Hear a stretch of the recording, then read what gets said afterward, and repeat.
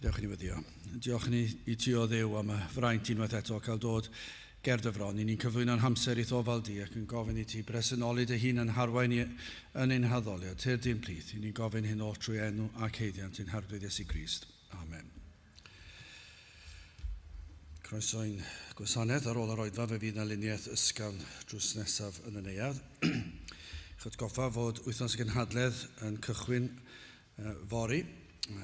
Ac oedfa yn Saesneg trwy'r wythnos, ond fe fydd na oedfa Gymraeg prynhawn dydd Iau ym hanner awr 4 ac fe fydd Mr Geraint Jones o Drefor yn pregethu. Oedfa nesaf hefyd prynhawn Sul hanner awr 3. Nawr wrth I ni gymryd y casgliad gan ni tra'r ein heistedd emyn rhif 150.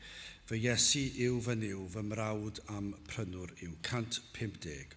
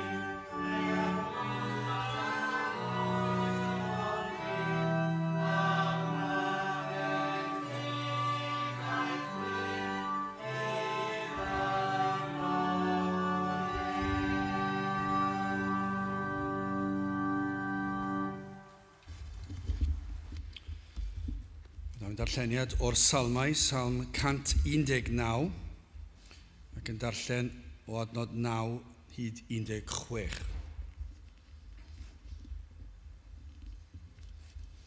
Salm 119 ac yn dechrau yn y 9fed adnod. Pa fodd y glanha llanc ei lwybr, wrth ymgadw yn ôl dy air di.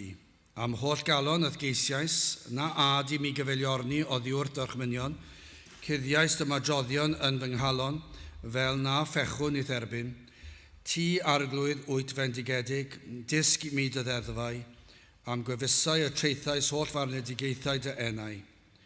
Bu mor llawen gennyf ffordd dy dystiolaethau a'r holl olyd, yn dorchmynion y myfyriaf ac ar dy lwybrau yr edrychaf, yn dy ddeddfau yr ymddigrifaf, nid anghofiaf dy air. Byddai bendith Duw ar ei air sanctaidd ef. Gyda'ch ni nawr droi at ein harglwydd mewn gweddi. Diolch I ni ti unwaith eto o Dduw am y fraint o gael dod ger dy fron ac yn dod trwy heiddiannau dy fab yn gwaredwr yr arglwydd Iesu Grist. I ni yn llawenhau bod na ffordd wedi hagor ar ein cyfer ni, bod yn bosib I ni ddod I alw arna ti.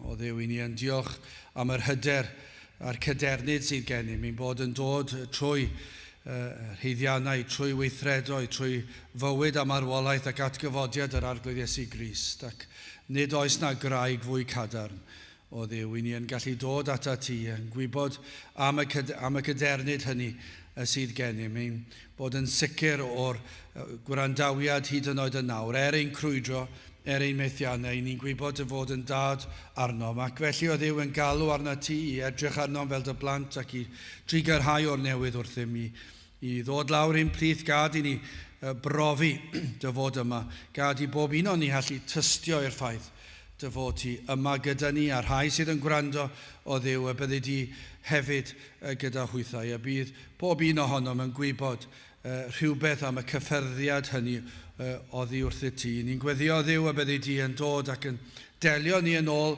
yr hyn sydd yn angenrheidiol ar ein cyfer ni o Dduw. I ni'n gwybod y fod yn abal i wneud hyn, yr wyt ti mewn un oedfa, mewn un emyn, mewn un darlleniad, mewn un brawddeg hyd yn oed. I ni'n gwybod y fod ti'n gallu dod ac yn gallu cyffwrdd a delio a nifer fawr o bobl, myrddiannau o bobl, i fod yn gallu dod yn rhywbeth personol i ni. Ac felly o Dduw i ni'n gweddio, bydde di trwy nerth yr ysbryd glân yn gweithio yn ein plith ni yma. Ac ymhlith yr rhai sydd ddim yma o Dduw, rhai sydd wedi bod yma yn y blynyddoedd a fi, ac eto wedi hen golli'r awydd i ymuno gyda ni. I ni'n gweddio o Dduw y bydde di yn peri, fydd na ryw argyhoeddiad gwirthiol yn digwydd. Y bydd yna ryw rwystro y rhai, rhag parhau yn beth bynnag ymaint yn ei wneud y prynhawn yma. Ac y bydd na ryw oedi, y bydd na ryw ystyried, y bydd na ymwybyddiaeth o dragwyddoldeb ac o Dduw, y bydd na faich drom yn dechrau yn pwyso ar yr enaid. I ni yn galw arna ti wneud hyn ac i arwain fath lwybrau at yr arglwydd Iesu Grist ei hun. I ni yn gofyn o Dduw i ti i wneud y gwaith hynny unwaith eto dros ein gwlad ni. Ni'n meddwl am ein gwlad ac yn diolch am y ffordd i ti wedi bendithio yn y gorffennol, ond o Dduw i ni'n gweddio nawr y cawn weld newid yn dod. O Dduw, gymaint o ddiddordebau sydd yn ein gwlad ni, ymhlith pob oes, pob oedran o Dduw, gymaint o wahanol ddiddordebau, gymaint o wahanol bethau maent yn ymwneud ag ac eto prin i'r bobl sydd yn ceisio dy wyneb di. I ni yn gofyn o Dduw y bydd y di yn dod ac yn cychwyn gwaith, ac y bydd hyn yn lledu o un pen o'r wlad i'r llall. Te dro ffydd i ni ddisgwyl pethau mawr, y cawn weld hyd yn oed yn yr wythnos sydd yn dod, y bydd na dywalltiad o'r ysbryd glân arnom ni. I ni'n gofyn i ti fendithio'r holl oedfaon, ond yn arbennig nawr o Dduw i ni'n meddwl am ein hoedfa Gymraeg ac yn gweddio bydd i ti'n bendithio dy was ac yn bendithio ni fel dy blant. Ac y bydd na waith mawr yn cychwyn yn ein plith ni yma. Tyrd felly bendithio diogela yn hamser nawr, tywallt y lan ysbryd arnom. I ni'n gofyn hyn o trwy enw ac heiddiant ein harglwydd Iesu Grist. Amen.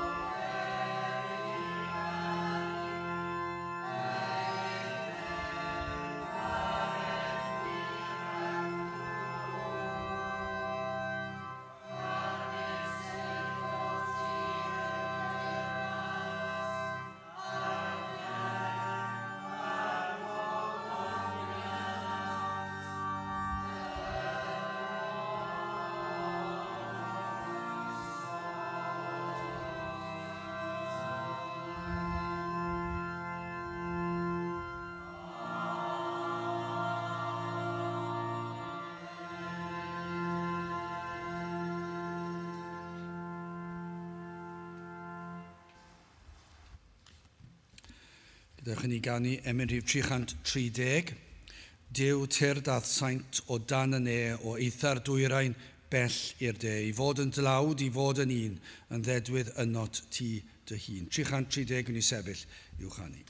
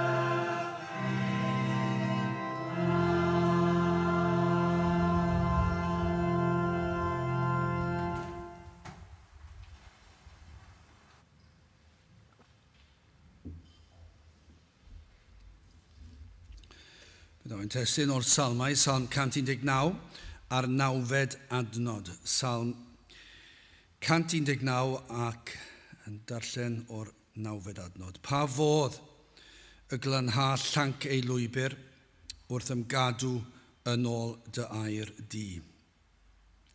Nawr mae yna lawer o gwestiynau wedi gofyn dros y cynrifodd, a llawer ohonynt yn ddigon derbyniol ar yr wyneb. Ond mor drist yw clywed y byd yn ymholi ac yn gofyn cwestiynau ar faterion nad ydynt o bwys. Ni'n gallu gwrando ar rhaglenni ar y teledu, ar y radio, yn darllen y papurau newydd ac pobl yn ymholi rhyw gwestiwn dyrys. Maen nhw'n meddwl sydd yn bwysig ac yn treulio lot o amser yn trafod, a chi gallu gweld nhw'n trafod am oriau ar rhyw fater. Ac yna chi'n meddwl, wel, does dim diddordeb o gwbl gen i yn be maen nhw'n trafod fan hyn. A dyw e ddim o fawr o bwys chwaith. Dyw e ddim yn mynd i lot o wahaniaeth i ne, falle i rywun, rhywle, falle. Hyd yn oed os yw e'n fater pwysig. Dyw e ddim yn dod yn agos at fawredd y cwestiwn sydd fan hyn. Ond i fydde fe'n ddiddorol, mae yna raglenni yn does na, lle chi'n cael rhyw bobl enwog, neu pwysig, neu gwleidyddion, neu beth bynnag. A mae yna rhyw banel, a mae yna gwestiynau'n cael ei gosod iddyn nhw. Ac mae rhywun yn arwain y drafodaeth, a mae pob un yn cael rhyw bwt bach yn dweud i darn ac yn rhoi i barn, a mae rhywun arall yn anghytuno ac yn aml iawn, mae yna rhyw gweryl fawr yn digwydd, A yn aml iawn, maen nhw'n gwestiynau dibwys, ond hefyd yn aml, maen nhw'n bwysig. Maen nhw'n faterion efallai sydd yn ymwneud â bywyd pob dydd, ond allwch chi ddychmygu ar y rhaglenni hynny, rhywun yn gofyn, falle chi'n cael ambell oedd rhywun o'r gynulleidfa, neu rhywun yn ffonio mewn, neu rhywun yn anfon llythyr mewn yn dweud, a newch chi ateb y cwestiwn yma. Dychmygwch gofyn i'r arweinwyr mawr o wlad. Pa fodd y glanha llanc ei lwybr? Dychmygwch, be fyddai ateb nhw? Y peth pwysica, dyma i chi un o'r cwestiynau pwysicaf oll. Lle chi ddychmygu nhw'n trafod y fath beth? Heb sôn am be fydden nhw'n dweud, does dim syniad gen i. Be fydden nhw'n dweud? Fydden nhw'n siŵr fod yn dweud, mae yna gyda ni bolisi i helpu'r ifanc i fedru dechrau ar yr ysgol prynu tai. Ni'n mynd i roi rhyw gyfradd llog gwell iddyn nhw, a ni'n mynd i wneud hyn a llall, ni'n mynd i roi blwyddyn iddyn nhw i gallu ymdopio'r taliadau. Pob math o beth. Dwi'n mynd i gwellai bywyd nhw. Mae'n mynd i roi to i chi pennau nhw falle. Mwy o arian iddyn nhw wario ar rhywbeth neu gilydd, siwr o fod. Fydd na ryw leidydd yn dweud, dyma'r ffordd ni'n mynd i wneud e, ni'n mynd i ddod â fwy o swyddi, ni'n mynd i ddod â rhyw gyfle iddyn nhw cael hyfforddiant, a dechrau nhw o'r ysgol, ni'n mynd i targedu tygau a lefel A, a ni'n mynd i fynd mewn a roi swyddfa gyrfaoedd iddyn nhw, a dweud wrthyn nhw sut i gael swydd dda, a sut i ymdopi ar holl pwysau'r gwaith. Dwi'n ddim yn ateb y cwestiwn, nag yw. Allech chi ddychmygu nhw. Ond nid yw fel mae pobl yn neud, yn mynd o gwmpas y cwestiwn. Dyma i chi gwestiwn, dychmygwch nhw. Pa fodd y glanha llanc ei lwybr? Yng ngoleuni diffiniad gair Duw o'r hyn yw prif bwrpas dyn ar y ddeiar, y mae pob ymholiad y byd yn dod mor fyr. Os nad yw yn dod â ni at y man lle rydym yr hyn dylsen i fod, yna ofer yw'r cwestiwn i bob pwrpas. Fy'n creuwyd ni yn do i ogoneddu Duw a'i fwynhau am byth. Dyna'r man cychwyn. Wrth gwrs mi fyddai'r byd yn cwestiynu hynny, ond mae ganddo ni sail. Mae ganddo ni awdurdod gair Duw. Does gan y byd ddim awdurdod i ddweud dim byd. Mae'n warthus bod pobl y byd yn mynnu bod ganddyn nhw hawl i ddweud unrhyw beth fel hyn, achos does ganddyn nhw ddim byd absolute i gallu ddweud, i bwyso arno. Be maen nhw'n mynd i sôn amdano? Falle eu polisiau gwleidyddol. Ond pa sail yw hynny? Dyma i chi'r sail fwyaf pwysig oll. Mae'r Beibl yn dweud, pwrpas dyn ar y ddeiar yw i ogoneddu Duw a'i fwynhau am byth. Ac felly, am gwestiwn gofynodd y salmydd, mae'r salmydd wedi ddeall. Pa fodd y glanha llanc ei lwybr wrth ymgadw yn ôl dy air di. Pan welwn y mater yma wedi ei fodloni, yna gwelir canlyniadau hyn ym mhob maes o fywyd. Yn hytrach na gymholi ar faterion economaidd, gwleidyddol, daearyddol, amgylcheddol. Dyna chi gwestiynau pwysig, mae pobl yn licio sôn amdanynt, licio sôn am sut i wella economi'r wlad, ac eto gyd nhw'n mynd i wneud sioe dda ohoni naddo. Materion gwleidyddol, wel, dydyn nhw ddim wedi gwneud sioe dda o hwnna chwaith. Daearyddol, dydyn nhw ddim wedi gwneud sioe dda o hwnna chwaith. Amgylcheddol, dwi ddim yn credu bod nhw wedi gwneud sioe dda o hwnna chwaith. Dyw'r byd ddim wedi llwyddo yn economaidd, yn wleidyddol, yn ddaearyddol, nac yn amgylcheddol. Dim un ohonyn nhw. Yr holl bethau, maen nhw'n treulio'r holl flynyddoedd yma yn dadlau ac yn mynnu bod nhw'n gwybod yr ateb. Dyn nhw ddim yn gwybod yr ateb, ond eto gyd, dyma'r broblem, dyn nhw ddim wedi gofyn y cwestiwn pwysicaf oll. O am ddelio â hyn yn gyntaf. Dyma sydd yn rhaid delio ag cyn dim byd arall. Gen ni ddelio'r materion eraill wedyn. Os allwn ni ddelio gyda hwn, mi fydd pethau eraill lot yn haws. Dydyn ni ddim yn dweud bod nhw'n mynd i fod yn hwydd. Na, mae'r materion economaidd, amgylcheddol, gwleidyddol i gyd yn anodd wrth gwrs i bod nhw. Ond petawn ni'n cael yr ateb i'r cwestiwn yma, mi fydd fe lot yn haws.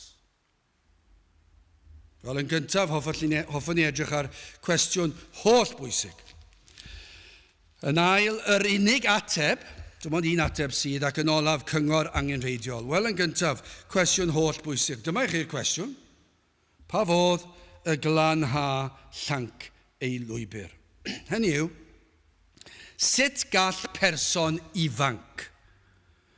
Nawr, wrth gwrs, felly yn sicr, i ni'n gallu disgrifio rai hun hefyd, os ydynt dal ar y llwybr llydan. So, os oes na rhywun hynach yn gwrando, a ni wnaethoch chi wrando ac ymateb i'r adnod yma pan yn ifanc, yna mae yr un mor berthnasol i chi hefyd. Sut gall rhain, ond i ni'n sôn mae'r ifanc fan hyn, ond pob oed, sut gall rhywun fyw i'r safon y mae Duw wedi osod? Sut gall un sydd yn naturiol yn elyniaethus i ewyllus Duw fod yr hyn y mae Duw am iddo fo fod? Dyna'r cwestiwn. Dyna chi benbleth. Petai'r holl fyd yn byw yn ôl safon, yr safon y gysododd Duw. Am fyd y bydden ni'n byw yn ddi heddi. Dychmygwch. Byd cyniadda ac efo gwympo. Dychmygwch sut le fydde'n byd ni. Ni fydde yna gasineb, ni fydde yna falchder. Dyna chi, dau beth sydd wedi dinistrio eglwysi yw casineb a balchder. Dyna chi ddau beth sydd wedi dinistrio cymdeithas, casineb a balchder. Ni fydde yna ymladd, ni fydde yna ryfeloedd, ni fyddai anfoesoldeb a thor briodas. Petai pob un ifanc ac o gynyniad pobl hun hefyd, petai pob un yn rhodio ar y llwybr glân yma, am effaith byddai hyn yn ei gael ar gymdeithas. Dychmygwch Caerdydd nawr, heddi. Petai yr ifanc heddi, heb sôn am bawb arall, petai yr ifanc heddi yn byw fel y disgrifia'r salmydd ac yn rhodio ar y llwybr glân. Am gymdeithas bydde. Bydde strydoedd ein dinas ni ar nos Sadwrn a'r nos Wener yn bir wahanol. Mi fydden nhw'n llwyr wahanol. Dychmygwch ein eisteddfod ni. Mae'r eisteddfod yn mynd i ddod ymhen dyddiau nawr. Hyfryd, mae lot o bethau hyfryd yn mynd ymlaen yn yr eisteddfod. Ond gyda'r hwyr, dychmygwch, petai maes bi a'r holl meisydd eraill i'r pobl ifanc, petai'r adnod yma yn cael ei wireddu. Lle mae'r pebyll a'r cyngherddon a'r ddiod feddwl yn llifo fel afonydd ac i ni fel cenedl yn ôl pob sôn yn dathlu'r peth. I ni'n dathlu'r peth. Edrychwch pa mor fodern i ni. Edrychwch pa mor gyfoes i ni. Dychmygwch petai rhywun yn darllen yr adnod yma yn y fan honno, yn y wlad y diwygiadau, gwlad lle oedd capeli'n codi ar hyd a lled ym mhob pentre. Dychmygwch lle mae'r un a gyd yn wag bellach. A mae'r clybiau nos yn gorlifo, mae'n strydoedd ein pentrefi yn dinasoedd ni yn llifo fel afonydd, yn llawn meddwdod ac anfoesoldeb. Dychmygwch petai rhywun yn sefyll lan yn dweud, pa fodd y glanha llanc ei lwybr? Dychmygwch petai pob un yno yn mwynhau yr hyn sydd yn hyfryd am ein gwlad ni, ein traddodiadau ni, ein cerddi ni, ein barddoniaeth ni. Ein corau hyfryd ni, ein partiinsain, ein deisain, ein deiawdau ni, ein nawdau ni, ein cerddorion ni. Dychmygwch reina ac yn dathlu pethau sydd yn lan. Dychmygwch petai'n holl ieuenctid ni yn gofyn y cwestiwn yma cyn bo hir, pa fodd y glanha llanc ei lwybr? Mi fydd eisiau ailfeddwl sut i ni'n gosod pethau'n dinasoedd ni. Bydd eisiau ailfeddwl y cyfan. Bydd eisiau canslo nifer o archebion arbennig ar gyfer fath a chlysuron.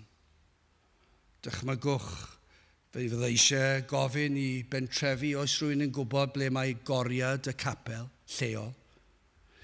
Fi'n credu bydd rhaid i ni gynnal oedfa I ni'n gweld bod yna rai pobl wedi dechrau gofyn y cwestiwn yma ac i ni'n gweld y baich yn dod arnyn nhw ac maen nhw'n wylo, maen nhw'n pryderu, maen nhw'n ofni am eu heneidiau tragwyddol ac maen nhw eisiau gwybod yr ateb a maen nhw'n dechrau gofyn y cwestiwn a gorwch y capeli ond y tristwch mawr yw does neb gyda ni i ddweud wrthyn nhw os yw'r capel yn cael ei agor beth yw'r ffordd i glanhau eu llwybr nhw. Dyna pa mor wael yw yng Nghymru.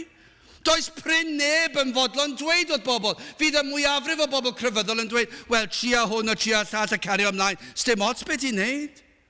Mor bell i ni, so ni'n gwybod yr ateb dim mwy. Ond dychmygwch y gwahaniaeth fydd yna ar ein cymdeithas ni, ar ein teuluoedd ni. Petai rhai yn profi'r cwestiwn yma. Pan ni'n sôn am pandemig, dyma i chi pandemig sydd wedi bod gyda ni ers cychwyn y byd. A chanlyniadau'r pandemig yma i'w weld drwy lyfrau hanes. Y mae llyfrau hanes yn ddisgrifiad gwych o effaith y pandemig o bechod. Dyna effaith y mae pechod wedi gael, effaith dinistriol ar draws pob cymdeithas, pob cyfandir, pob oes, genir pob un yn dioddef o'r afiechyd angheuol yma, genir pob un yn bechaduriaid. Hyn sydd yn peri ein bod ni gyd yn pechu, yw ein bod ni wedi'n genu'n bechaduriaid. Ni'n pechu o'r eiliad cyntaf. Yr hyn sydd yn peri i faban bach, naturiol dyfu i fod yn hunanol. Dyna beth sydd yn digwydd, mae yn naturiol. Mae'r baban lleiaf yn hunanol. Ac mae'n tyfu i fyny ei ffordd ei hun. Sneb yn dysgu babi i fyny ei ffordd ei hun. Does neb yn dysgu babi i daro allan i ddweud na, i bwdi pan yn methu cael ei ffordd ei hun. Sneb yn dysgu hwnna i fabi bach, i blentyn. I bod nhw'n i fynd a dweud, o, mae rai fi cael fy ffordd fy hun, mae hwnna'n naturiol. Mae hwnna yw'r greddf. Dyna yw natur. Mae yn bechadurus. Hyn sydd yn peri fel dywed yr adnod fod yr ifanc yn llawn angerdd a nwydau cnawdol. Ond nid yw'n wir am yr ifanc? Mae'n wir wrth i chi fynd yn hun, ond mae'n sicr yn wir i'r ifanc. Mae'n rhyw angerdd nwydau cnawdol hefyd. Ac eto yn gwrthod derbyn cyngor yn rhan naturiol o natur yr ifanc, ond nid yw'n wir, ni'n gwybod bod yn wir, achos fi o'n i'n ifanc hefyd. Dydy'r ifanc ddim yn hoffi pobl hŷn yn dweud wrthyn nhw beth i wneud.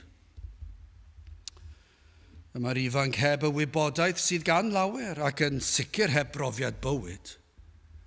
Ac eto yn mynnu dilyn y llwybr y maent yn barod arni. O mae'r byd yn rhoi'r cyngor sydd i'r gwrthwyneb i air Duw. Beth yw'r cyngor y mae'r byd yn ei roi? Wel, y cyngor y mae'r byd yn ei roi, a dwi wedi gweld hwn dro ar ôl tro, ac mae'n dod calon. Mae'r byd yn wincian at bechod. Ac yn dweud mae'r rhan o dyfu fyny ydyw. Cofio clywed spel yn ôl. Ac yn rhywun yn cyfarch yr ifanc oedd yno. Ac yn dweud, o, nawr dwi'n deall bod na rhywbeth wedi ei drefnu, wink, wink. I chi mynd allan nawr, prynhawn yma, wink, wink, a fyddwch chi ddim nôl tan yn hwyr heno. Ni ddim yn gwybod dim byd am y peth. Ffwrdd â chi yn gyhoeddus. I fynd allan i feddwi o un tafarn i'r llall. Dyna'r cyngor mae'r byd yn ei roed. Dyna beth sydd eisiau arnoch chi. Profwch y byd gyntaf. Triwch gwahanol bethau. Pidwch â bod yn feirniadol. Mynwch cael meddwl agored. A dilynwch y nwydau cnawdol sydd yno chi. Peidiwch â gadael i neb i ddweud na. Peidiwch â gadael i neb i wneud i chi deimlo fod rhywbeth yn anghywir. Peidiwch â gadael i neb i fyny bod rhywbeth yn anfoesol, neu yn anghywir, neu yn dramgwydd i Dduw. O, y mae Duw yn Dduw o cariad, a fydd e'n derbyn pob math o bethau i'r nefoedd. Dyna mae'r byd yn ei ddweud, dyna'r cyngor mae'r byd yn ei ddweud, ond nid dyna be mae Duw yn ei ddweud, nid dyna mae'r Beibl yn ei ddweud. O, am glywed rhai yn ymholi fel y salmydd. Dyma'r cwestiwn, pa fodd y glanha llanc ei lwybr? O am awydd felly eto. Oes yna rai sydd yn gwrando efallai, sydd yn holi hyn yn eich calonau chi, eich bod yn methu ac yn dod yn fyr o'r safon, ac mae'r safon yn edrych yn amhosib, a falle bod chi'n dechrau gofyn y cwestiwn. Dyna beth ni eisiau gweld, yw rhai yn dechrau gofyn y cwestiwn o leiaf hynny. A ydych chi'n gofyn sut fedra i fod fel hyn? Mae'n anodd. Wrth gwrs i fod yn anodd. Mae'n amhosib. Ond mae rhaid chi ofyn y cwestiwn. Cyn bod unrhyw beth yn gallu digwydd, mae rhaid chi ofyn y cwestiwn. Sut fedra i fyw i ogoneddu Duw? Sut fedra i glanhau'r fy mywyd? Sut fedra i rodio ar lwybr glân? Sut fedra i fod yn lan ac yn bir?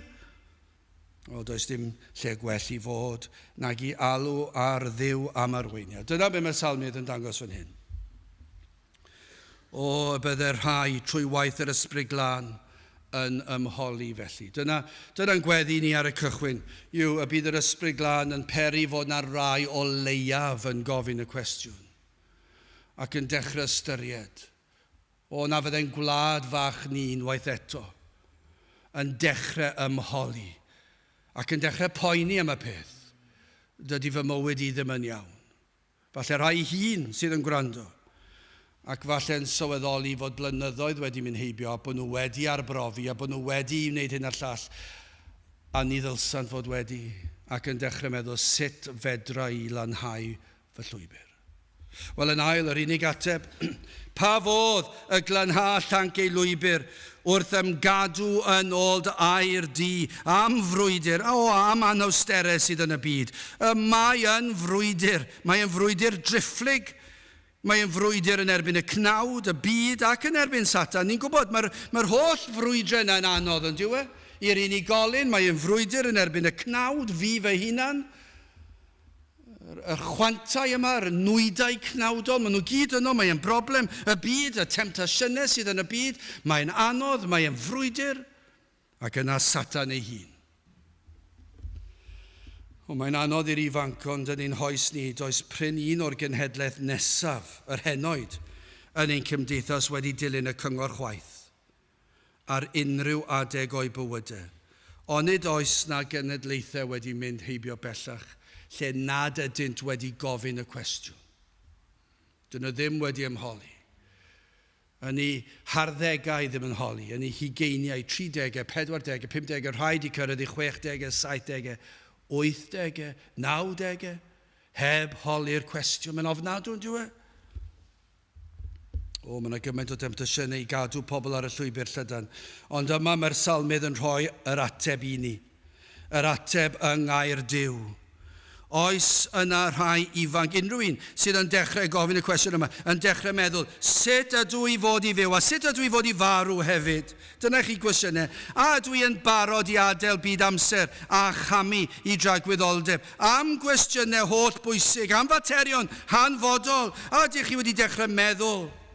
Wel, gwrandewch felly. Os ych chi wedi dechrau meddwl, gwrandewch. Achos yma, mae'r ateb, fe gawn i'r ateb yma o'n blaen ni. Ac am ateb, does dim byd cuddiedig, dryslyd fan hyn. Cawn yr ateb yn ôl y salmydd, yng ngair Duw. Mae fel petai'n dweud bod gair Duw fel map neu siart.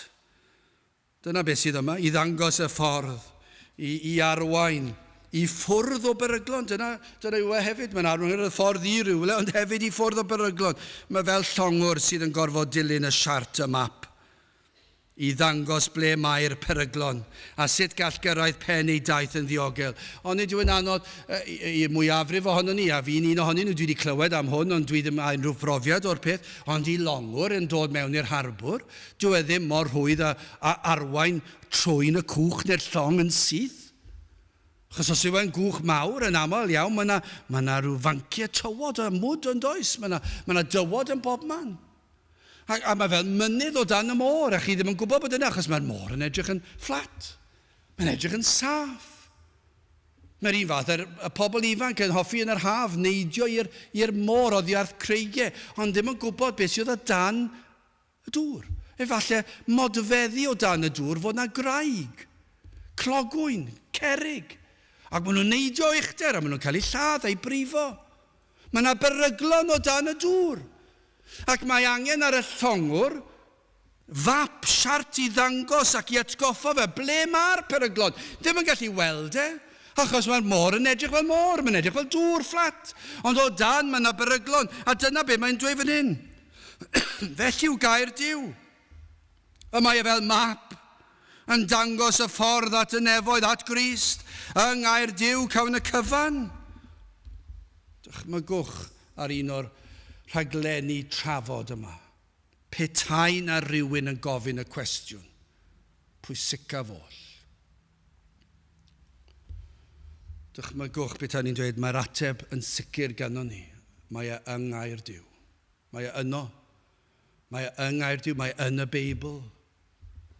Mae e yn Iesu Grist. Mae'n dangos yn eglur ble ydym ni oll nawr. Dyna be mae'n dweud. Mae'n dangos i chi man cychwyn ni, pob un ohonom. Mae'n dangos i ni'n bod i'n bechaduriad. Mae'n dangos i ni'n bod yn dod yn fyr o safon Duw. Mae'r Beibl yn dweud yn glir. Ac i ni'n gwybod bod yn wir. Ac mae e hefyd yn dangos ein diwedd fel ag yr ydym bod yna golledigaeth i'r rhai sydd yn bechadurus sydd tu fas i Grist. Mae'r Beibl yn glir am hynny hefyd. Mae'r Beibl yn gwbl glir ein bod ni oll dan farn Duw am ein pechod. Ond hefyd mae'n dangos yr ateb i Dduw ddarparu ffordd a chybiaeth i ni, gwaredigaeth o bechod a'i ganlyniadau. Fe anfonodd ei fab Iesu Grist. Dyna pam dath Iesu Grist i gynrychioli ni. Dyna beth mae'r Beibl yn dangos, dyna beth mae'r map yn dangos. Mae wedi dweud beth yw'r ddarpariaeth. Mae Duw wedi anfon Iesu Grist, fe ddath Iesu Grist, ac fe ddath i wneud rhywbeth. Fe ddath ei'n cynrychioli ni. Fe ddath ei gadw'r gyfraith. Mae angen perffeithrwydd i'r nefoedd. Fedrwn ni ddim cadw'r gyfraith. Fedrwn ni ddim gwella'n hunan, ni ddim yn gallu dod at y safon. Ond mae Iesu Grist wedi wneud yn ein lle.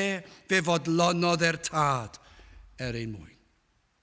Ac mae'r Beibl yn dweud hynny drwyddi draw. Mae'r ateb yn ngair Duw. Mae'r Beibl yn dweud yn glir i ni yn yr Hen Testament a'r Newydd. Fe ath Iesu Grist fel oen i'r lladdfa yn ein lle.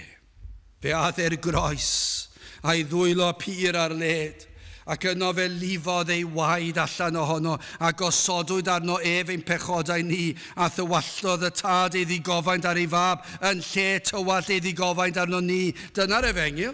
Mae Iesu Grist yn cael ei gosbi yn lle ni. Dyna'r efengil i chi.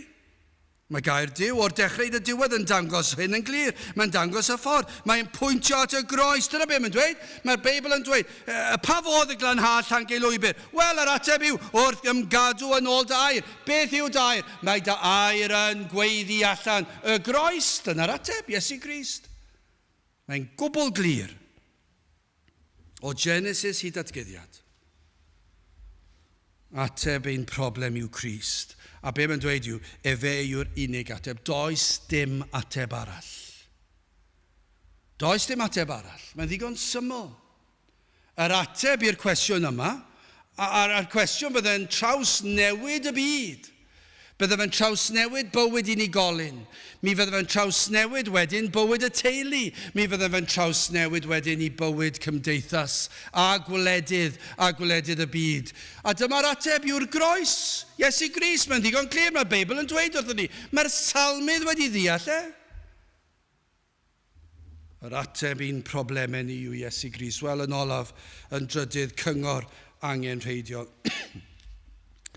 Pa fodd y glanhad llanc ei lwybr wrth ymgadw yn ôl dy air di. Un peth yw gwybod ble mae'r ateb. Mae yna lot o bobl yn gwybod ble mae'r ateb. Ond peth arall yw derbyn, dilyn, gweithredu ar yr ateb. Dyna'r broblem. Fe ddywed Spurgeon, sut gall capten llong wybod am y peryglon bod yn ymwybodol o'r hyn sydd yn rhaid iddo wneud? Mae'n bosib, ond dwi? Mae'n bosib i capten llong. Mae'n gallu gwybod am y peryglon. Mae'n gallu bod yn ymwybodol o'r hyn sydd yn rhaid iddo wneud ac edrych yn ofalus iawn dros y môr. Mae'n gallu gwneud y cyfan. Ond os nad yw yn dilyn y siart, y map, yn fanwl, mae yna broblem. Fe all fod wedi derbyn yr holl hyfforddiant. Fe all wedi bod ar y môr ac yn gwybod am y peryglon. Fe all wybod am y llanw a lefelau y dŵr yn amrywio ac felly gwylod y llong yn lot agosach at y tywod nag ydyw pa mae'r llanw mewn. Fe all wybod hwnna i gyd. Ond os nad yw yn dilyn y map ac yn gwneud beth mae map yn ei ddweud, mae yna broblem.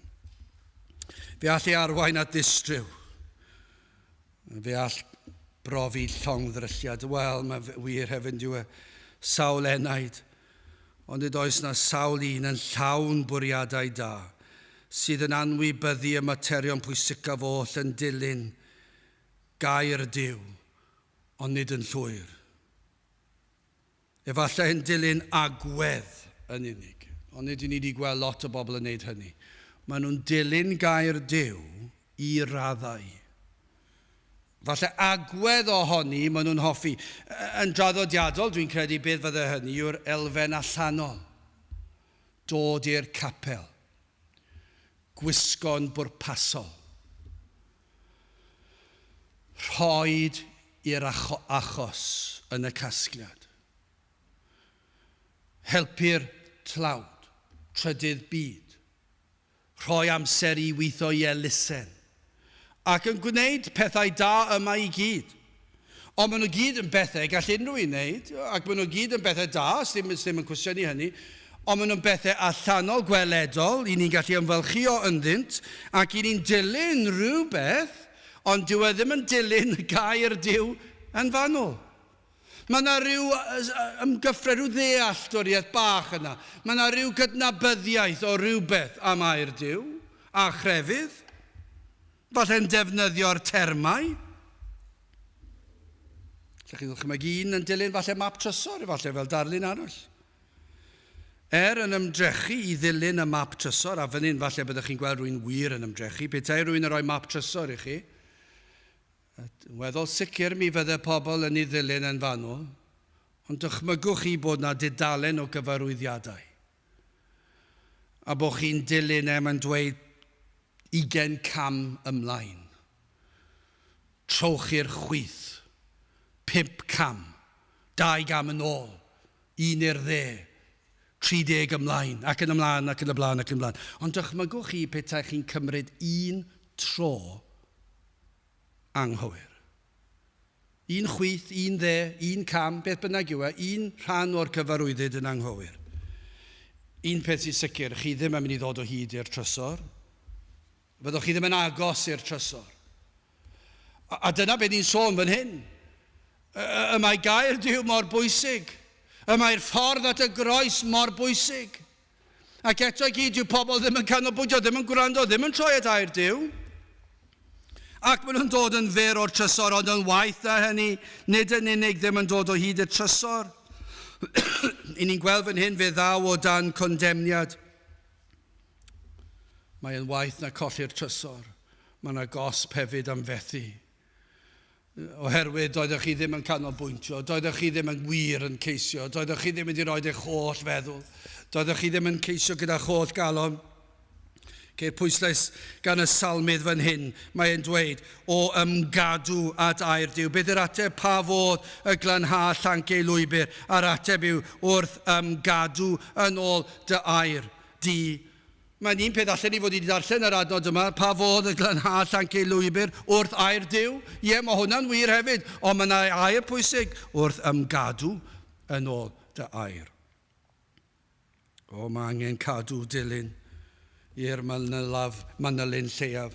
Wrth gwrs y mae myrddionau o eneidiau wedi dewis peidio gwrando ar air Duw o gwbl. I ni'n gwybod hynny. Ei anwybyddu'n llwyr. Mae Caerdydd yn brawf o hynny. Y mwyafrif llethol o ddinasyddion Caerdydd. Siwr o fod erioed wedi clywed gair Duw, erioed wedi ystyried ffordd iachawdwriaeth. Ei anwybyddu yn llwyr.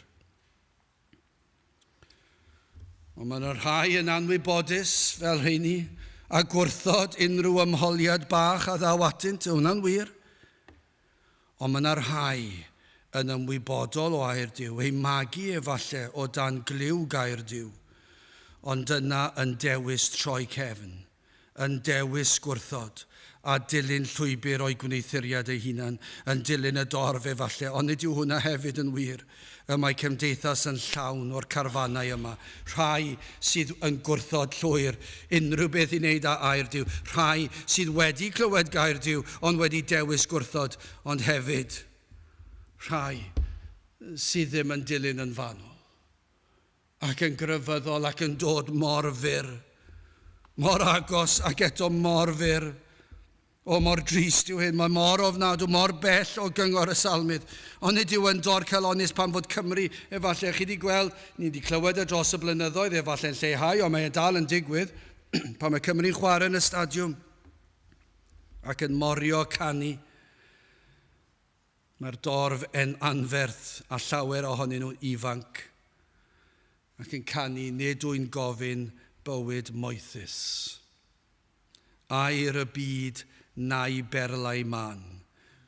Gofyn rwyf am galon hapus, calon onest, calon lan. Dyna beth y mae yna lawer yn canu yn y stadiwm. Llawer o'r ifanc. Dim clem be maen nhw'n canu. Rhai ddim yn gallu siarad Cymraeg, ddim yn gwybod be mae geiriau'n golygu. Rhai yn gallu siarad Cymraeg, ddim yn gwybod be mae geiriau'n golygu. Sicr ddim yn golygu hyn, dyn nhw ddim yn gofyn amdano fe. Maen nhw'n ei ganu fe. Calon lan yn llawn da ioni, tecach yw na'r lili dlos, does ond calon lan all ganu, canu'r dydd a chanu'r nos. Dyna beth oedd yr emynydd yn dweud, dyna beth mae'r salmydd yn dweud. Dyna beth mae'r salmydd eisiau, pa fodd y glan ha llanc ei lwybr? Sut fedrai fod yn lan ac yn bir? O, mae'r ateb yn gair Duw. Mae'r ateb yn yr efengil yn Iesu Grist. Dyna'r unig ffordd o gael ein glanhau, o rodio ar y llwybr glân a ffyr. A mae'r emyn yn parhau hwyr a bore fy ymuniad, esgyn ar adenydd can, ar I ddiw, mwyn fy ngheidwad, roddi I mi galon lan. Dychmygwch bod nhw'n canu hynny. Ar I ddiw mwyn fy ngheidwad, roddi I mi galon lan. Beth mae'r salmydd yn gofyn amdano? Dyma be fydd yn trawsnewid teuluoedd a chymdeithas. Dyna'r ateb sydd yn gair Duw. Yr hodda Duw yng Nghrist Iesu galon lan, newydd I chi trwy waith yr ysbryd glân. Mae'r drindod wrthi. A ydych chi wedi dechrau ymholi fel hyn? Dyna'r cwestiwn sy'n rhaid I ni ofyn. Ydych chi wedi gofyn y cwestiwn yma? Os felly gweithredwch, gwnewch rhywbeth am y peth. Dewch at air Duw, ymgadw yw'r gair. Dewch at air Duw, dewch at Grist, pwyswch ar Grist. Achos fe fydd yn eich gorchuddio yn llwyr a'i lendid a'i gyfiawnder ef. Dyna'r addewid, dyna beth sydd yn air Duw, does dim ateb arall. Os oes unrhyw un arall yn mentro dweud fod gair Duw yn rhoi rhyw ateb arall I chi, fedrwn ni ddweud yn eitha sicr I chi, maen nhw'n anghywir. Yr ateb sydd yng Nghrist Iesu, dyna'r ateb i'r broblem. Os I chi ag euogrwydd yn pwyso ar eich enaid, fel mynyddoedd byd, os ydych chi'n teimlo'n euog, os ydych chi ddim yn gwybod pa le I droi, os ydych chi'n poeni am yr hyn I chi wedi ddweud, os ydych chi'n poeni am yr hyn I chi wedi feddwl a'i freuddwydio, os ydych chi'n poeni am weithredoedd I chi wedi wneud, os ydych chi'n poeni I ble I chi'n mynd, am dragwyddoldeb, pa fodd y glanhad llanc ei lwybr? Wel, mae'r ateb yma yng ngair Duw, wrth ymgadw yn ôl dy air di. Gadewch I ni weddio. O Dduw graslon, ni yn galw arno ti dri garhau. Byddi di yn gweld yn iawn I ddod lawr i'n gwlad ni unwaith eto, ac byddwn ni yn cael gweld yr ifanc a'r canol oed a'r rhai sydd yn hen yn ymholi'r cwestiwn yma. Pa fodd fedrai fod yr hyn dylsyn I fod? Pa fodd fedrai fod yn lan ac yn bir? Sut fedrai gael y calon lan yma? Sut fedrau fod yr hyn sydd yn peri fy mod yn gogoneddu Duw a'i fwynhau am byth. O Dduw, tyrd, gweithio yn ein plith. Tywallt ysbryd arnom, arwain y neidiau at yr ateb, arwain y neidiau at y groes, a Iesu Grist ei hun. Tyrd ein plith, ni'n gofyn hyn oll, trwy enw ac heiddiant ein harglwydd Iesu Grist. Amen. Mae gyda chi ni orffen ein gwasanaeth trwy ganu'r emyn rhif 586. Mae oedfaon yn mynd heibio dyddiau wedi treulio i maes, heb ddim cyfri nawr ohonynt, ond rhyw ryddfan am dy ras. Rhaid i mi gael mwy na hynny, dy gyfiawnder i mi'n rhan, ond nid yn wir mi drengaf, cyn y delwyf byth i'r lan. 586 gen i sefyll i'w chanu.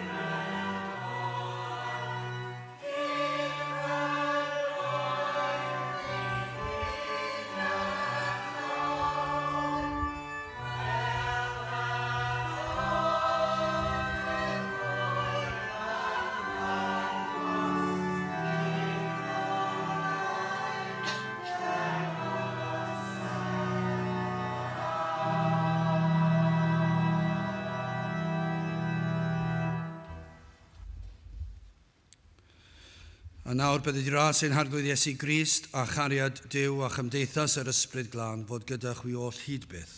Amen.